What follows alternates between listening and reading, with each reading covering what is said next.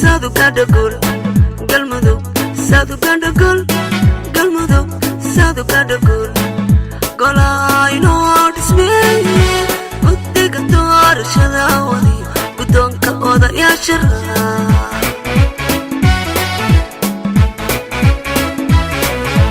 galmudug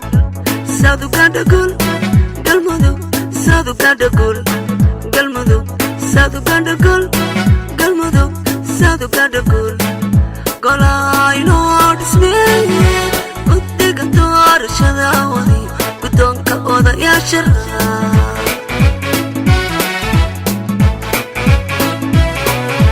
dad gobaho garashadeer go'aankoodu uu mid yahay galmudug galmudug galmudug waa lagu yaqaan galmudug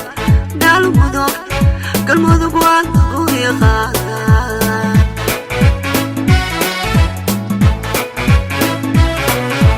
dad gobaho garashadeer go'aankoodu uu mid yahay galmudug galmudug galmudug waa lagu yaqaan galmudug galmudug galmudug waa lagu yaqaan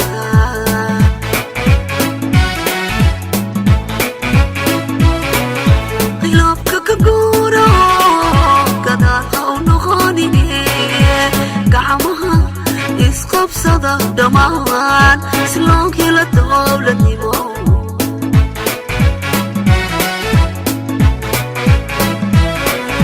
khilaafka ka guuro gadaal ha u noqonine gacmaha isqabsada dhammaan si loo helo dowladnimo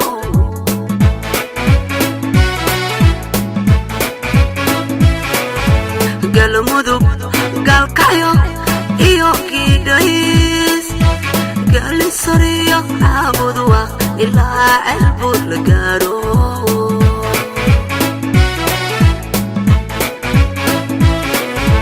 galmudug galkayo iyo kidhays galisariyo caabudwa ilaa ceelbuur la gaaro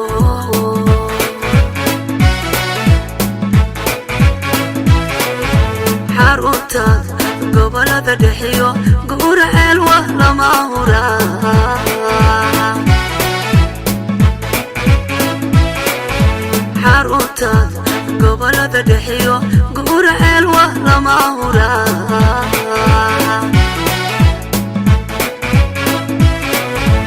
waxgaradkiiba cuntaday gaarsiiyay nabada nabadan gaarsiiyayo aqoon iyo geesinimo galmudug caanbay ku tahay aqoon iyo geesinimo galmudug caanbay ku tahay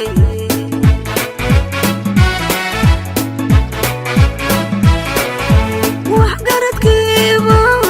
cuntaday gaarsiiyay nabada nabadan gaarsiiyayo aqoon iyo geesinimo galmudug caanbay ku tahay aqoon iyo geesinimo galmudug caanbay ku tahay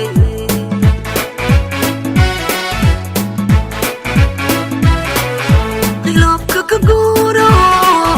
gadaal ha u noqonine gacmaha isqabsada dhammaan si loo helo dowladnimo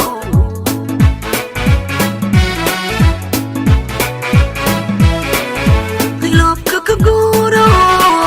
gadaal ha u noqonine gacmaha isqabsada dhammaan si loo helo dowladnimo